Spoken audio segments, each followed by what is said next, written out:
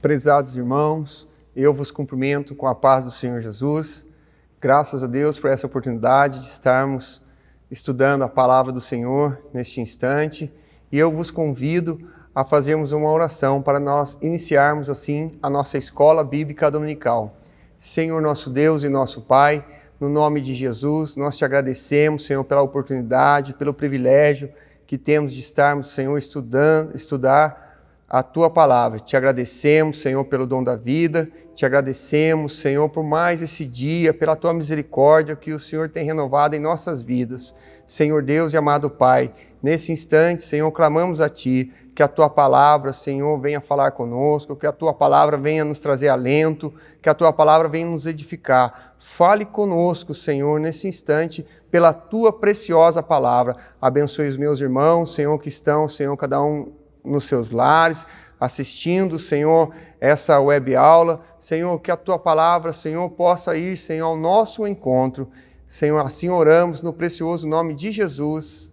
Amém. Nesse instante, amados irmãos, nós iremos ouvir o hino da harpa com a nossa orquestra. Saudamos os irmãos com a paz do Senhor. Vamos louvar o número 291 da nossa harpa cristã, A Mensagem da Cruz.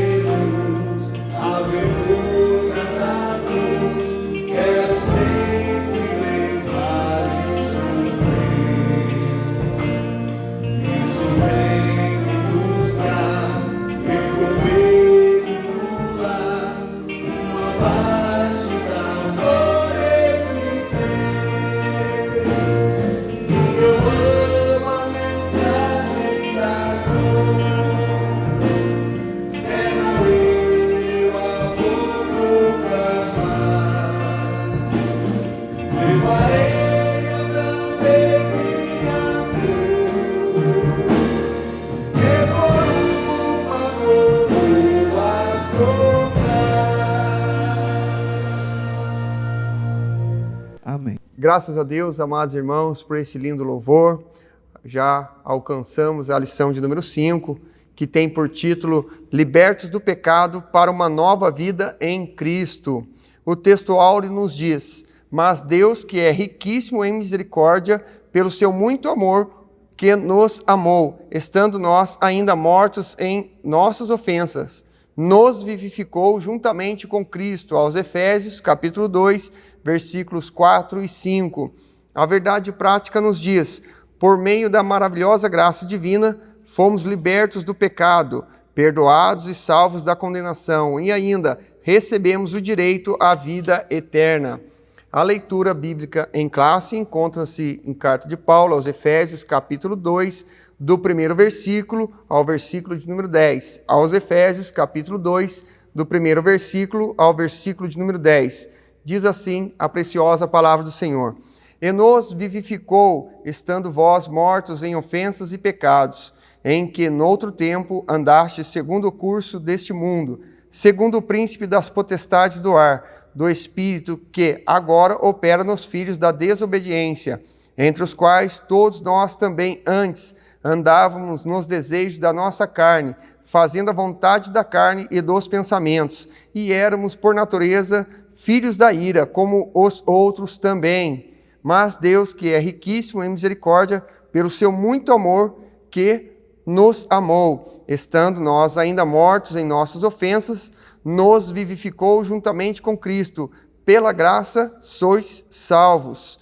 E nos ressuscitou juntamente com Ele, e nos fez assentar nos lugares celestiais em Cristo Jesus, para mostrar nos séculos vindouros as abundantes riquezas da sua graça, pela sua benignidade para conosco em Cristo Jesus. Porque pela graça sois salvos, porque por meio da fé, e isso não vem de vós, é dom de Deus, não vem das obras para que ninguém se glorie, porque somos feitura sua, criados em Cristo Jesus para as boas obras, as quais Deus preparou para que andássemos nela.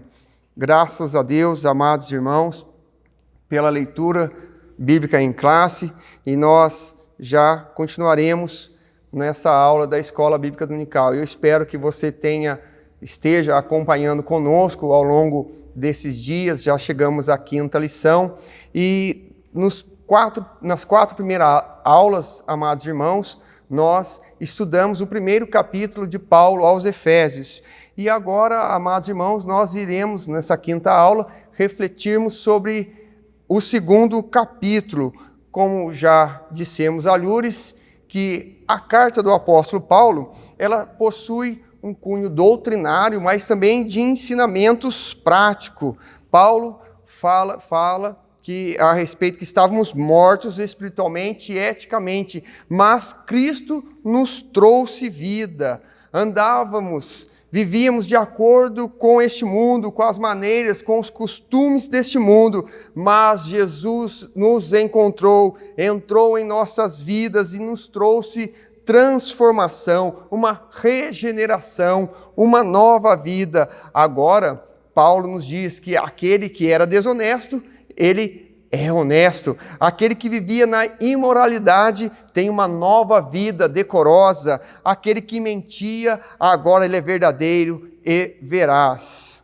Continuando, amados irmãos, já no primeiro tópico, que tem por título A Antiga Natureza Morta em Ofensas e Pecados. No início da epístola, o apóstolo Paulo lembra que antes da regeneração, estávamos mortos em ofensas, pecados, e éramos filhos da ira de Deus. Nossa condição, amados irmãos, era pior. Paulo é cirúrgico em dizer que estávamos mortos, distanciados da presença de Deus, mas graças a Deus, graças ao nosso Salvador, que Ele foi ao nosso encontro, a nossa situação era a pior possível, era horrível, horrenda, mortos, mas Jesus foi ao nosso encontro, e o que houve? Não foi uma melhorada, não foi uma recondicionada, não, foi uma ressurreição, aleluia. Era nesse estado deplorável que encontrávamos, mortos, mas Jesus nos encontrou. A nossa condição, já aqui, dando continuidade no tópico 1, subtópico 1, diz que vos vivificou, estando vós mortos em ofensas e pecados. Que estado que nos encontrávamos, não é verdade, irmãos? Mas Jesus fez algo maravilhoso na minha vida, na sua vida. Paulo diz aos Coríntios que se alguém está em Cristo, agora ele é nova criatura. As coisas antigas já passaram, aleluia, ficaram para trás. Eis que tudo se fez novo, aleluia. Nós precisamos entender que a nossa condição espiritual, outrora, era como mortos. Ou seja, estávamos distanciados, sentenciados a vivermos a eternidade afastados do nosso Deus. Porque o nosso pecado, como diz aqui a lição e também a palavra de Deus, que em Isaías 59, verso 2, que os nossos pecados fazem separação entre nós e o nosso Deus. Diz ainda que Deus encobre o rosto quando o nosso quadro é no pecado. Paulo ainda, escrevendo à igreja de Coríntios, no seu capítulo 4, no verso 4, ele nos diz que o Deus deste século cegou o entendimento dos incrédulos, para que não viesse resplandecer a luz da glória do Evangelho de Cristo. Se nós olharmos para trás, amados irmãos, nós de repente ficaremos até envergonhados, porque só mesmo cegos, afastados de Jesus, para fazermos tal coisa. 3 tipos de pessoas podemos encontrar em Apocalipse capítulo 3. Se você puder, eu te peço para que você pegue a sua Bíblia e acompanhe comigo essa rápida leitura. Apocalipse capítulo de número 3, diz assim o verso 2.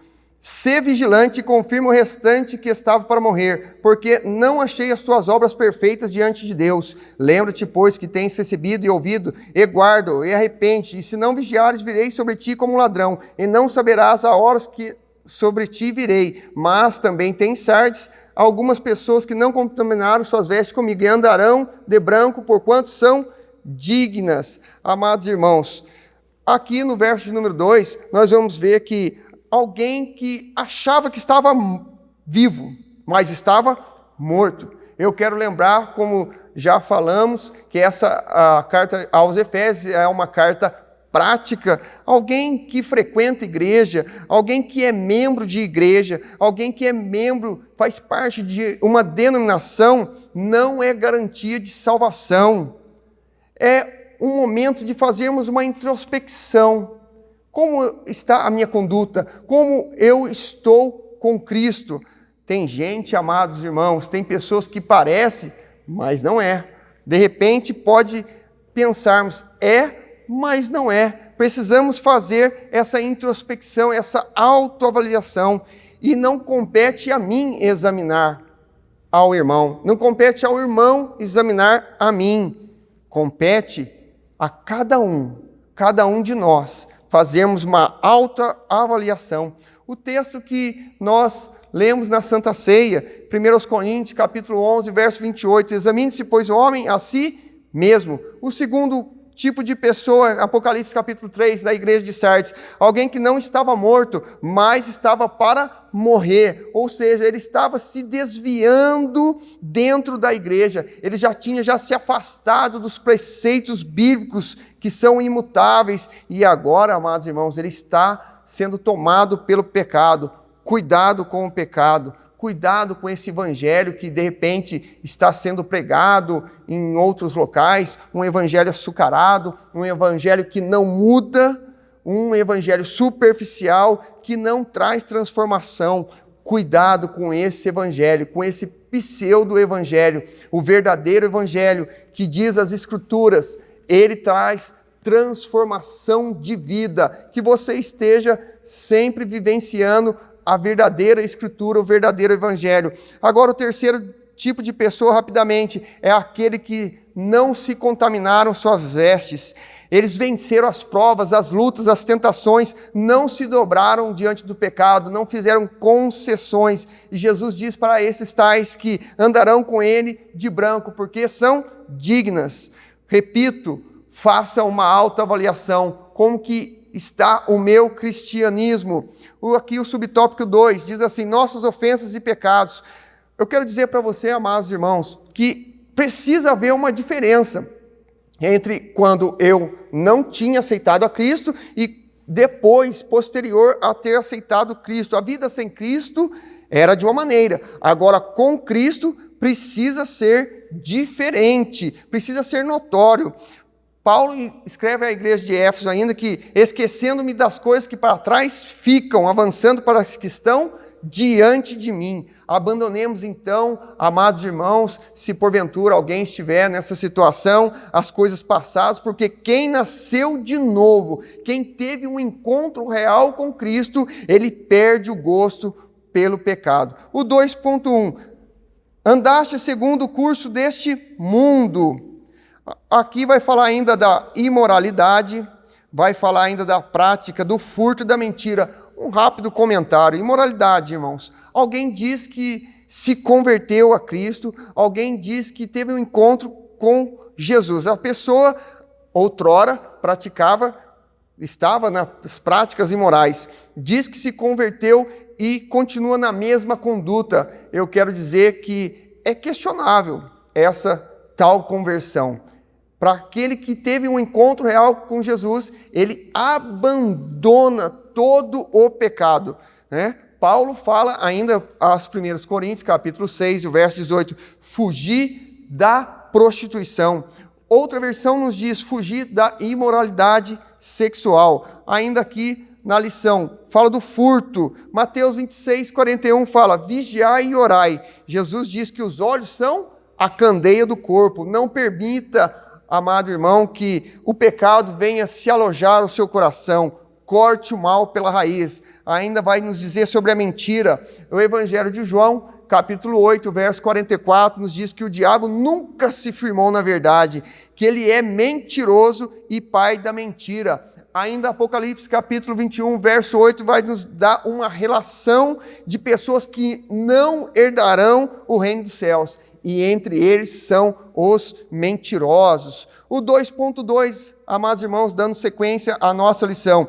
Andaste segundo o príncipe das potestades do ar. Uma alusão a Satanás que exerce autoridade sobre os poderes do mal.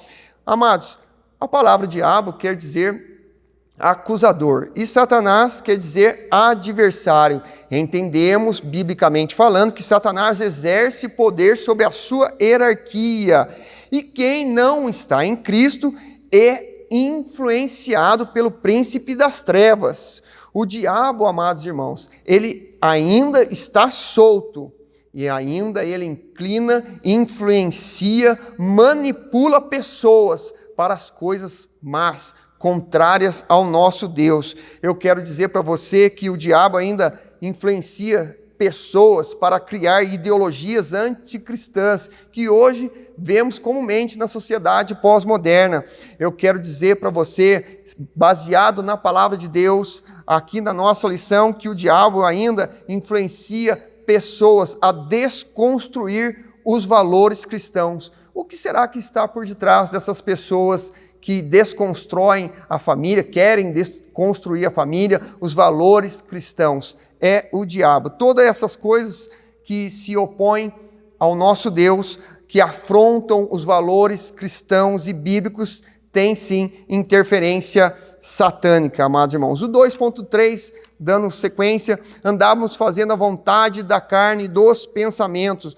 Refere-se àquele pensamento, à inclinação para fazer o mal que nós temos, algo inerente da natureza humana. O projeto original de Deus para o ser humano não tinha essa inclinação, mas o homem se entregou ao pecado e buscou autonomia, e hoje nós que somos descendência do primeiro casal, temos essa natureza adâmica, caída, propensa ao pecado e também aos desejos, consciências da carne.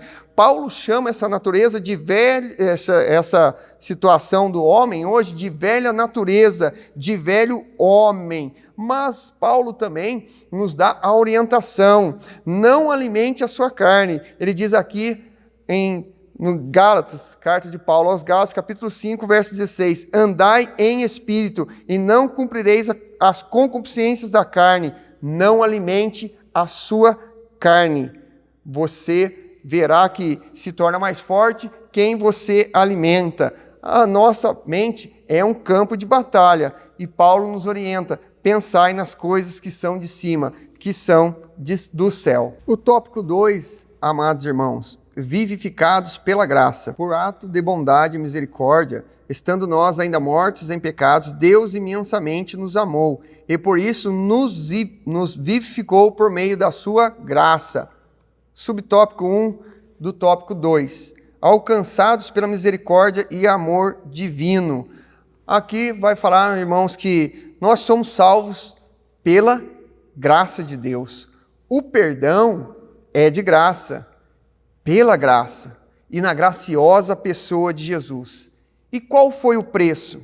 O apóstolo Pedro nos diz que não foi com coisas corruptíveis, como prata e ouro, que fostes resgatados da vossa vã maneira de viver. Verso 19, mas pelo precioso sangue de Jesus, como um cordeiro imaculado e incontaminado. Graças a Deus, foi pelo sangue de Jesus, foi pelo sacrifício vicário dele por nós. Era nós que deveríamos ser sentenciados, mas ele tomou sobre si todas as nossas feridas, e o castigo que ele sofreu foi por mim, foi por você. Então, valorizemos tão grande salvação que o Senhor Jesus nos conquistou na cruz do Calvário.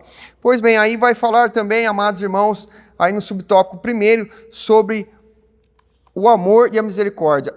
Após constatar a situação da humanidade sob a ira de Deus, Paulo passa a descrever os atos divinos de amor e misericórdia que alteram o quadro caótico da raça humana. O quadro era caótico. Vivíamos mortos nas nossas ofensas e pecados. Mas Deus nos alcançou. Uma adversativa, realmente. Algo aconteceu, aleluia. Algo aconteceu. Jesus foi ao nosso encontro. Que amor sublime, tão grandioso é este que Deus tem por nós, pela humanidade. João ainda escreve no seu capítulo de número 3, no seu Evangelho, verso 16, o texto áureo da Bíblia: porque Deus amou o mundo de tal maneira que deu seu Filho unigênito para que todo aquele que nele crê não pereça, mas tenha vida eterna.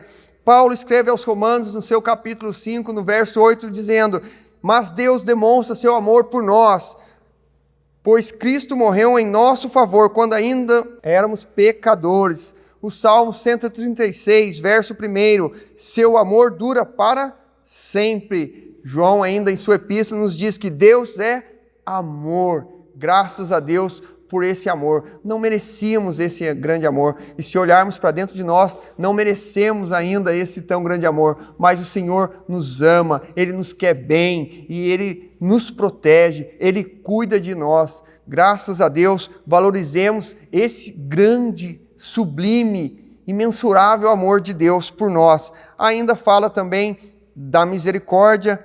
Cada dia que abrimos os olhos, irmãos, para vivermos, para vivenciarmos mais um dia, é fruto da misericórdia de Deus, não é verdade? Nesses dias que estamos vivendo, nessa fase tão difícil e triste, cada dia que o Senhor nos concede, que nós possamos refletir, é fruto da misericórdia de Deus, é fruto do amor de Deus. Quantos que não tiveram esse privilégio desse dia de completar ou mesmo de iniciar esse dia, mas se nós estamos vivendo o hoje, é fruto da misericórdia de Deus. Jeremias escreve em seu livro de Lamentações 3, versos 22, as misericórdias do Senhor são a causa de não sermos consumidos, porque as suas misericórdias não têm fim, novas são a cada manhã. Ainda falando sobre o amor de Deus e a misericórdia que é derramada e demonstrada sobre o ser humano, eu quero dizer para você que a espiritualidade, irmãos, ela tem que ser baseada no amor. Nós precisamos demonstrar esse amor que Deus tem por nós. E aí eu faço essa indagação. Você tem amor pelo seu próximo? Jesus nos diz, uma certa feita, em Mateus 22, 37, alguém perguntou, qual é o grande mandamento? E Jesus disse, amarás o Senhor teu Deus de todo o teu coração, de toda a tua alma, de todo o teu pensamento. E o segundo é semelhante a este, amarás o teu próximo como a ti mesmo. Nestes resume a lei e os profetas. Precisamos demonstrar o amor que temos pelo nosso Deus e recebemos também do nosso Deus. Amém, amados irmãos? O subtópico 2 do tópico 2, vivificados por sua graça. Descrevendo as dádivas divinamente concedidas aos salvos, o apóstolo enfatiza que o amor de Deus nos alcançou, estando nós ainda mortos. Amados, a graça de Deus é um tema de relevada importância, pois por ela somos salvos. Não existe, não houve e jamais irá existir um mérito em nós para que sejamos salvos, amados. Como diz o texto, estávamos mortos, caídos nessa terrível condição e Deus nos encontrou. Estávamos mortos, não merecemos tão grande salvação, mas é pela graça, foi iniciativa de Deus. Eu quero dizer para você que nós não somos pelagianos ou semi-pelagianos, esse clérigo britânico do século IV, amados. Não exaltamos o livre-arbítrio e nem desprezamos a soberania de Deus. Deus faz o chamamento e cabe ao homem, compete ao homem responder positivamente ou negativamente. Então, amados irmãos, Deus faz constantemente o chamamento. Cabe a nós responder a recíproca que Ele nos faz. A graça, nós, biblicamente falando, a teologia bíblico-pentecostal a qual nós seguimos, nós entendemos que a graça não é irresistível. Ela é resistível, sim. Se alguém não quiser desfrutar desse amor de Deus, da graça, ela pode resistir, sim. Quem não nascer de novo, não entrará no reino dos céus. Quem não se arrepender, não terá um novo nascimento. Graça e livre-arbítrio, entendemos, fazendo uma leitura bíblico-pentecostal da Bíblia, que elas estão associados, amados irmãos. O subtópico 3 do tópico de número 2, exaltados por sua graça. O apóstolo dos gentios ainda destaca que o poder de Deus nos ressuscitou juntamente com ele. Lembrando aqui que os gentios são aqueles que não são judeus. E aqui vai nos dizer assim que nos ressuscitou juntamente com ele, ou seja, com Cristo. Tudo em Cristo, tudo é por Cristo. A graça de Deus, o amor de Deus nos conferiu a ressurreição. E assim como Jesus ressuscitou, nós também iremos ressuscitar. Assim como Jesus é eterno, nós também desfrutaremos da vida eterna. Paulo nos dá certas orientações em sua primeira carta aos Tessalonicenses, capítulo 4, no verso 13, e também em 1 Coríntios, capítulo 15, a partir do versículo de número 25. Paulo nos relata que Cristo é a primícia dos que dormem, e aqueles que morrerem em Cristo hão de ressuscitar por conta do arrebatamento, terão os corpos transformados e se encontrarão com Jesus nos ares para vivermos eternamente com Jesus. João, em Apocalipse, ainda ele nos escreve que não haverá mais sofrimento, as lágrimas cessarão, a angústia, graças a Deus, será um novo momento para as nossas vidas, amados irmãos.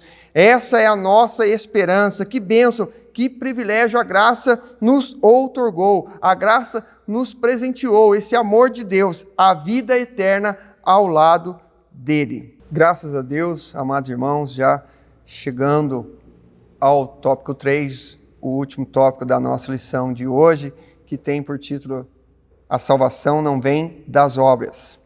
Em Efésios capítulo 2, no verso de 8 a 10, Paulo revela que a salvação não depende das obras humanas, porque pela graça sois salvos, por meio da fé. Porém, uma vez salvo, o crente deve praticar as boas obras. A nova criatura, amados irmãos, é criada para boas obras. Eu faço as obras não para ser salvo, mas sim por ser salvo. O Espírito Santo que agora reside em mim, o Espírito Santo que agora mora em mim, ele me capacita e me impulsiona para as boas obras, para realizar as boas obras. A salvação, como já mencionamos, é um favor imerecido, é um presente de Deus ao ser humano, à humanidade, ofertado de Deus a nós, um presente do Pai Celestial para nós. Não é uma recompensa, não é uma retribuição, a salvação não é um pagamento porque somos, de repente, bonzinhos, fizemos boas obras, não. É pela graça de Deus, um favor imerecido. É o perdão pela graça de Deus, pela preciosa pessoa do Senhor Jesus. Só para nós enfatizarmos que não somos salvos pelas obras, mas sim pela graça de Deus. Amém, amados irmãos? Dando continuidade à nossa lição. 1. Graça como meio de salvação. Amados, a salvação, melhor dizendo, ela inclui a libertação da morte, da escravidão do pecado e da ira vindoura, e ao mesmo tempo permite o salvo desfrutar de todas as bênçãos espirituais, como está escrito aqui em nossa lição, Efésios capítulo 2, do primeiro versículo ao versículo de número 7. A palavra graça, como já diz aqui na nossa lição, amados irmãos, ela vem do grego charis, que significa favor imerecido. Volto a dizer, é iniciativa de Deus, onde a nossa fé é ativada e nós respondemos positivamente ao chamado de Deus. Salvo engano, amados irmãos, que a adesão a uma denominação, de repente, você está frequentando uma igreja, não quer dizer que necessariamente você é convertido, não quer dizer que necessariamente você nasceu de novo. Eu quero dizer para aqueles que já tiveram um encontro real com Jesus, existe uma nova vida, um novo momento. As coisas velhas, as práticas mundanas da vida antiga foram todas deixadas para trás e agora vivemos um novo momento. O pecado já não tem mais poder sobre nossas vidas. O nascido de Deus, aquele que teve um encontro com Jesus, o pecado já não tem mais poder sobre ele. Ele já não planeja mais o pecado. Ele entende que tudo é lícito. Tudo ele pode fazer, mas nem tudo lhe convém. Aquele que teve um encontro real com Jesus, ele sabe que nem tudo que ele pode fazer vai lhe oferecer, vai lhe acrescentar na sua vida espiritual, pois ele sabe que aquilo que de repente ele vem a fazer pode ofender o nosso Deus e enfraquecê-lo espiritualmente. Nem tudo que de repente nos é ofertado nos levará para perto de nosso Deus. Então, entendemos que pela graça somos salvos e aí nós praticamos boas obras. O subtópico 2, irmãos, já partindo para o encerramento, obras como evidência da salvação. Aqui Paulo usa duas negações para endossar a origem da salvação. A primeira expressa, isso não vem de vós. Trata da salvação pela graça que provém de Deus. A segunda ratifica que a salvação não vem das obras, o que indica não se tratar de recompensa de algum ato humano. Já falamos outrora que não é uma recompensa, não é uma retribuição, não é um pagamento, é um favor imerecido ofertado pelo nosso Deus. A salvação não é por obras, pois já aprendemos. Mas o salvo deve ter boas obras? Obviamente que sim, amados irmãos, mas não para sermos salvos, mas sim porque somos salvos. Se somos salvos, somos diferentes. Se somos salvos, eu sirvo ao meu irmão. Se somos salvos, eu tenho boas obras, eu sirvo a minha igreja, eu sirvo aos meus irmãos. Se eu sou salvo, eu tenho boas obras e sirvo a minha comunidade. Quando eu observo e sei que alguém está precisando da minha ajuda, eu estou disposto a fazer boas obras. Tiago, o irmão de Jesus, nos orienta que a fé é traduzida em obras. A fé, ela é traduzida em obras. Se eu tenho fé, eu realizo as boas obras. Amém, amados irmãos? Ainda fala da salvação, aqui vai nos dizer ainda, não como recompensa, mas um presente, uma dádiva de Deus. Amados, ainda nos diz aqui, já partindo para o encerramento, que somos feitura sua, criados em Cristo para as boas obras.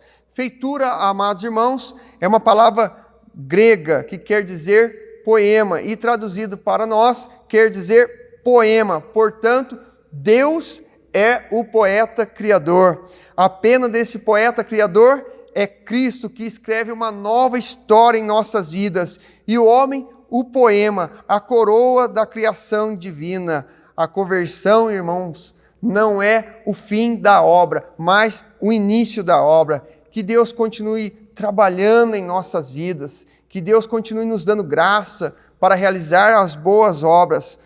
Deus trabalhou 80 anos na vida de Moisés para usá-lo 40 anos. Antes de governar o Egito, José passou tantas adversidades, tantas dificuldades. Antes de Davi ser levado por Deus ao trono, ele foi levado ao campo de batalha.